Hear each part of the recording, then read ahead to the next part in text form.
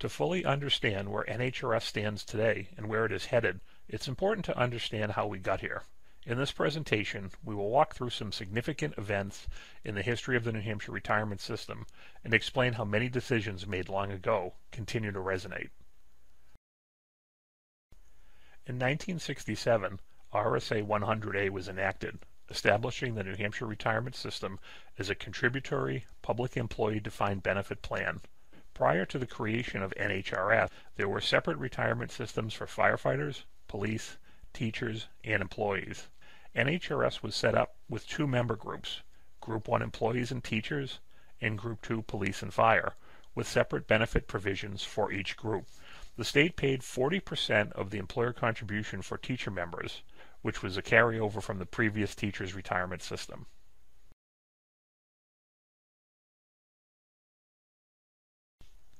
RSA 100A was amended in 1977 to require the state to pay 35% of the local employer contributions for teacher, police, and fire members employed by political subdivisions. This change coincided with an increase in employer contributions for police and fire, stemming from significant improvements to Group 2 benefits that were enacted in 1974. These subsidies remained in place until they were reduced beginning in 2009 and ultimately eliminated in 2011. The special account was created to pay for cost of living adjustments and other post-employment benefits from excess earnings above the retirement system's assumed rate of return. In subsequent years, the definition of excess was modified by the legislature periodically. Previously, COLAs were typically funded through general fund appropriations. Dedicating investment income over a certain level to pay for additional benefits, known as gain sharing, left NHRS vulnerable in down markets as investment income in strong years was essentially capped. The investment income diverted into the special account was unavailable to offset years in which the retirement system did not achieve its assumed rate of return, contributing to a structural unfunded liability.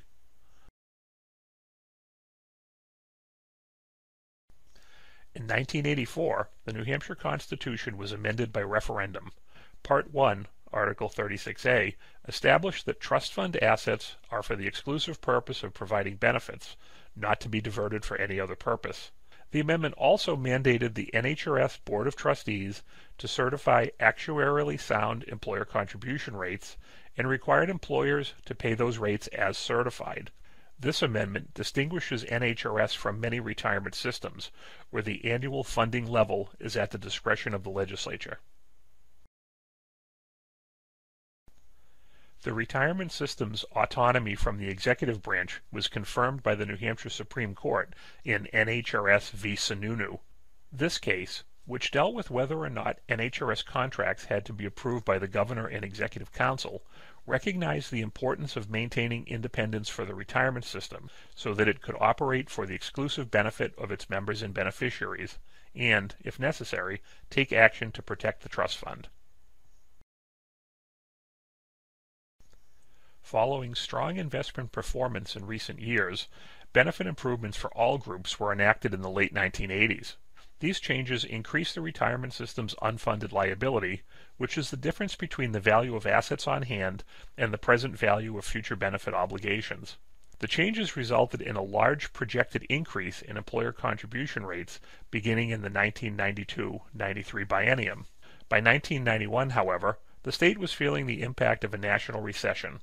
In response, the legislature passed House Bill 51, adopting a new actuarial methodology and setting the assumed rate of return at 9.75% for the fiscal year ending June 30, 1992. This resulted in substantially lower employer contributions than previously projected. Originally promoted as a short-term adjustment, HB 51 resulted in artificially depressed employer contribution rates from 1992 through 2009. Structural funding issues became more apparent following the recession of 2001-2, and policymakers began looking at ways to shore up the retirement system. In 2007, House Bill 653 changed the actuarial funding methodology to a more widely accepted method that is still in use, and created a closed 30-year amortization of the retirement system's unfunded liability beginning in fiscal year 2010. The same year, House Bill 876 created a commission to study the long-term viability of the retirement system.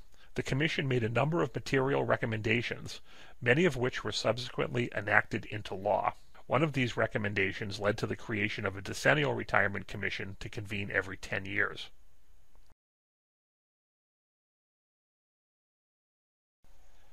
The following year, in the midst of the largest economic crisis since the Great Depression, the legislature enacted House Bill 1645, which established an independent investment committee, transferred $250 million from the special account to stabilize the pension trust, and made several other changes. A number of provisions in this bill were challenged by member organizations in AFT v. State of New Hampshire. RSA 100A was amended in 2009 to reduce the 35% state subsidy toward local employer rate contributions for teachers, police, and firefighters to be 30% in fiscal year 2010 and 25% in fiscal year 2011, resuming at the 35% level in 2012. However, in 2011, the legislature replaced the percentage subsidy with a $3.5 million appropriation and eliminated the state contribution entirely for subsequent years. The elimination of the subsidy essentially increased local employer contributions towards teacher, police, and fire retirement costs by more than 50%. Several employers challenged this action in City of Concord v. State of New Hampshire.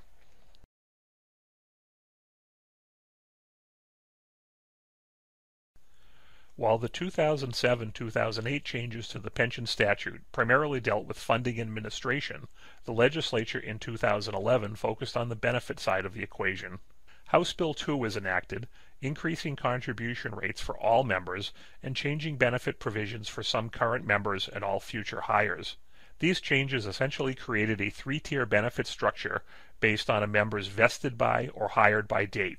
House Bill 2 also created a statutory definition of part-time for retirees working for participating employers, permanently froze medical subsidy payment amounts, and changed the composition of the NHRS Board of Trustees by eliminating legislator members, reducing public employee members, and increasing employer and public members. Several provisions of this bill were challenged by member organizations in two cases, PFFNH v. State of New Hampshire 1 and 2.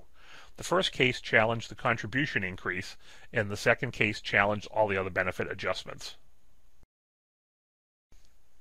In the ensuing years, the New Hampshire Supreme Court decided in favor of the state in 4 separate pension cases, against the City of Concord in its claim that eliminating the employer contribution subsidy was effectively the imposition of an unconstitutional unfunded mandate, and against members and retirees in the other cases, which argued that changes such as increasing member contributions, revising the definition of earnable compensation, and eliminating or reducing benefits represented an unconstitutional breach of contract rights. In deciding the 3 member cases, the court adopted the unmistakability doctrine, which states that laws can be changed prospectively unless there was an unmistakable legislative intent to establish a contractual right that cannot be modified. In the fall of 2017, the Decennial Commission to study the long-term viability of the retirement system met for several months and heard from representatives of member, retiree, and employer organizations, as well as NHRS staff and outside experts on pension policy and funding. Several recommendations from the Commission became the basis for legislation, including revisions to the working after retirement laws, the adoption of layered amortization, a mechanism to reduce volatility by amortizing future asset gains and losses over closed 20-year periods, issuing a one-time $500 supplemental payment to retirees, and increasing terms of the NHRS Board of Trustees from 2 years to 3 years.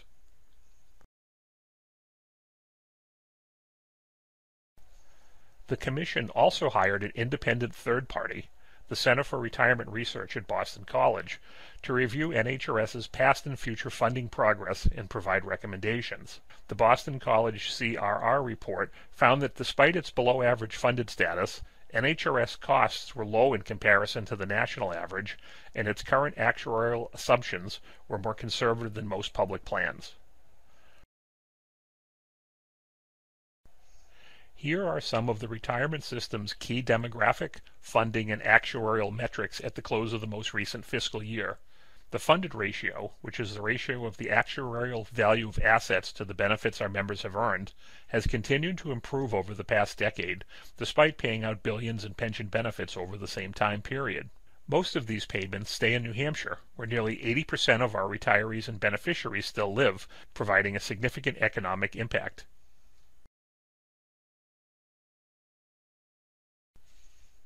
This chart shows the changes in trust fund assets over the past decade.